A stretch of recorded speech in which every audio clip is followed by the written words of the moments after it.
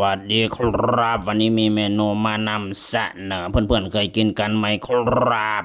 ที่บ้านเพื่อนๆมีกันไหมเอ่ยข้าวเปียกวาซาดเขาเรียกว่าข้าวเปียกเด้อเดินเรียกเหงื่อแถวชายแดนแล้วท้องมันเรียกร้องต้องมองหาแนวสาแต่กันสักหน่อย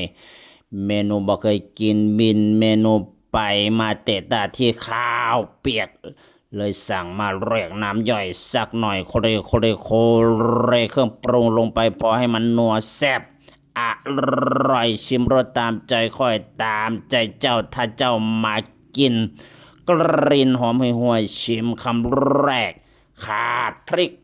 ชิมคำที่สองขาดน้ำปลาชิมคำที่สามขาดน้ำส้มชิมคำที่สี่หมดถ้วยสรุปแซ่บสวย